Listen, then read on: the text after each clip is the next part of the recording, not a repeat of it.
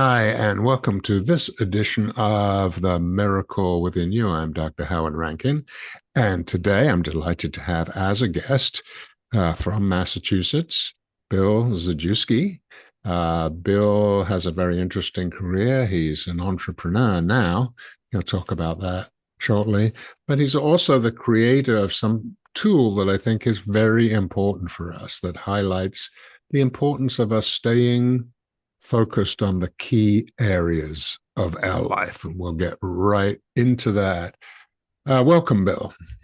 Thank you, Howard. Pleasure to be here. Looking forward to some interesting conversations with you. Absolutely. So, just tell the listeners a little bit about your career trajectory and how you got to be where you are today.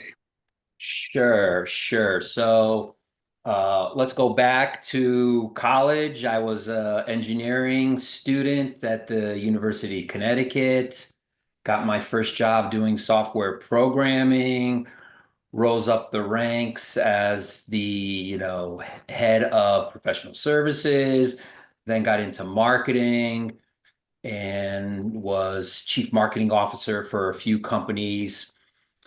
Got acquired by Oracle twice, by Hmm. PTC. So I've been pretty fortunate. I've had a pretty good career in the enterprise software space. But then I kind of pivoted my life about 5 years ago and decided to try entrepreneurship and reconnected with a friend of mine who was launching Green Business Bureau, a certification for how green your business is. We grew it from almost nothing to a business with 3,000 customers. We sold that, and now I am launching two of my own companies, and the one I am focused on this year is Good Life, and hence how I met you Hmm. about a year ago when I started writing a book about the concept of a life score, basically a personal scorecard to track your progress in life and hold yourself accountable in a way to ensure you live a balanced, fulfilling life. So that's my focus now, CEO and founder of Good Life and inventor of something we'll get into later, the Zen Score and Life Score. And now an author for the first time. Just Yes. published a book on Amazon. So I'm dabbling in something new as well. Great. Yeah, and the book's called "What's Your Life Score?" We'll get into that a little later. But focusing on the good life, and by the way, folks, life in this context is spelled Right, Life. that's my brand, exactly. Yes. Yeah. The concept, I think, of sort of attaching a score to the key areas of your life, I personally, it resonates a lot with me. And I think it's an incredibly valuable thing to do because unless you do try to put a metric on it and see where you are, it's otherwise very vague. And you can't see potential problems coming up or how well you're doing or how not so well you're doing. And I really appreciate that concept of a life score. So tell the listeners about the categories and the scoring and so forth. Sure. So, I mean, it goes back to probably 15, 20 years ago when at the end of each year, the engineer in me said, okay, let's get some resolutions for the new year and let's assess how we did against our annual goals. So I would look at how I did with my financial goals and my assets, how I did at work, how I did with my wife, how I did with family, vacation, getting to the gym and working out. And I basically created almost this little spreadsheet with like 8 rows and gave myself a score 0 to 10. How did I do in these 8 areas for the year? And what did I want to do in these 8 areas moving forward? And then I started. So then this was, yeah, I was probably had one kid at the time. I now have four amazing children, all in their 20s. And I started to share this notion of a balanced life with them because I think they started getting anxious about their career, their grades, and focusing too much on one or two things and forgetting about their friends or their health. And so I started having them do the same thing, assess how they're doing in these areas. And then about 2 years ago, I said, you know what, this could be actually codified into a simple little mobile app to help people fill out and do a self-assessment and come up with their own score. So that's when I launched about a year and a half ago, the Good Life Score app. It's in the Apple Store, it's on the web, it's on goodlife.com. And it's basically a way to track your own personal scorecard. And the categories there's 8 categories. I remember them by the mnemonic HELP GROW, HELPGROW.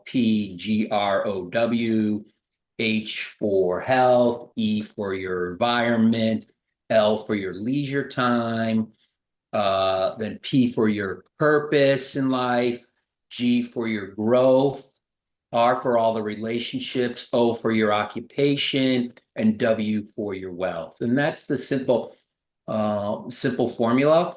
I thought I invented it, but as I did more research on the book and the app, there's a wheel of life concept that I guess has been out there that I'm kind of mimicking with my app. Mm-hmm. Which is good because the Wheel of Life is also a great tool. Mm-hmm. And this is so important because, if you don't know where you're going, if you don't have a plan where you're going, you're not going to get there, right? Right. And Right. and so this what I really appreciate about what you've done is it gets you to think of the key areas of life where perhaps you wouldn't think about them unless there was a problem, Right. right? Right. And then sometimes it might be a bit too late, or you've given yourself a whole lot more work now. Right. So being mindful of these key areas of your life um, is, I think, important. And the addition of a score really helps put that in perspective, I think. Yeah. Because otherwise it's so am I doing okay, I'm doing great, or I'm doing poorly. It's one of those three categories, and that's just too general. you know Right. that's Right. too general. If you say, oh, relationships, I'm at a 6, I really need to get it up to an 8. Okay, Right. what do I need to do that? Right. That's a great way of thinking about it. Yeah. No, I almost find it almost like a self-diagnostic. So we all heard of like Blue Mondays. Hmm. You wake up and you're just not feeling energized, or you're in this rut. And then I find it useful to think about, well, why am I feeling so down or anxious? Is it because I didn't work out? Is it my health? Or is it because the work is starting to stress me out? Or did I have an argument? Like, if you don't stop and try to be mindful of exactly the things going on that may be causing you this overall anxiety or stress or malaise, then you won't get to the bottom of it and you can't address it. So I find that score, stepping through those categories, is kind of a nice self-diagnostic to try to troubleshoot your own life. Yeah, no, I think it's a great idea, and I think it's potentially very powerful for people because they are looking at themselves through these key categories that cover all the important areas of life, and looking and seeing where you're at. How do I get there? If they don't do something like this, it's just too vague and general. And as I said, typically you only start thinking about it when it goes wrong. Right. Like you Right. don't think about your health until you have a problem with it. You don't Right. think about your finances till you have a problem with it. Don't think about your relationships till you have a problem with it. So Yeah. this is preventative in many ways and is a good way to keep focused on these are the areas that I need to look at and improve. Agreed, agreed. And I guess the score is an important part of what I'm trying to do with the the Good Life company, but I'm also the other important part of it is designing the life you want. So I'm a huge believer in being able to manifest, the things you want out of your life. So in fact, the subtitle of my book, What's Your Life Score, is a playbook for designing your best life, right? So that you could actually design your life. Now, clearly, there's no like owner's manual. If you do these, 50 things, you're going to have an amazing life. Everyone's different. Their circumstances are Yeah. different. But you should have a vision for what you want to do in your career, how you want to look, and how often you want to work out, and where do you want to live, and do you want to and you start thinking about those bigger things, and it's amazing how you start making day-to-day, week-to-week decisions, even if they're subliminal or subconscious, they're leading you towards a path to have that vision that you have for what your dream life is in 5, 10, 15, 20 years.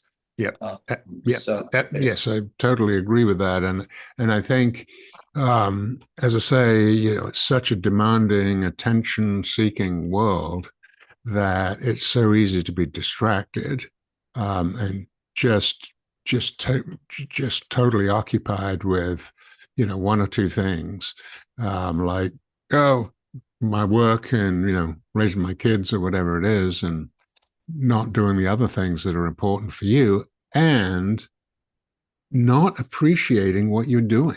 I mean, I right, think that is important in terms of meaning. right. You have to understand, you have to be in connection with what you're doing. Otherwise, it's just a series of jobs I have to do. Yeah, And yeah. I learned a lot from a couple of friends I have in Ireland. And they made this observation, I can't take credit for it, that when they interacted with Americans in the US and you asked them how they thought they were doing, their measurement would be right away their house, their wealth, how much they were making, and that would be the bar. And they told me when they had that discussion in Ireland, it was about their family. How are they doing as a father or mother? And how was their circle of friends? And how often do they have a pint with them? And so their measure of success was more success in life, not trying to keep up with the Joneses and measuring yourself basically on your car, your house, and your bank account, right? right, But that right. and I've done well, but I'm not, a gazillionaire. Um, but now I'm realizing actually I am pretty successful. My kids are happy. I'm happy. My wife is happy. We have an amazing life, and that maybe that path I took is actually a better path than trying to be a CEO of some 10,000 Yes. company, Yeah. and so Yeah. that I kind of walked away from. Yeah. I agree. And as I say, for a lot of people, the job just can be tasks, and they think of it as tasks Right. rather than getting disconnected from the meaning of it, you know. Yeah. So Yeah. if you're, a nurse, for example, and you're busy all day, I've got to do this, I got to do this, it's easy to get disconnected from what you're doing. You're giving yourself, you're caring, you're healing people. That's important. And that's probably why a lot of people, like in the nursing profession, for example, went into it in the first place. Right. And Right. that's certainly true of doctors. The burnout rate among physicians, particularly in the US, is very high. And part of the reason for that is they went in to help people, Right. but now they don't have enough time to really do it. 40% of their time is spent on admin and, all this stuff. And they've lost that sense of this is why I'm doing it. This is the meaning. Right. Right. Right. No, agreed. I'm definitely not a doctor, but I've seen the doctors turn down vacations with our circle of friends because they're too busy.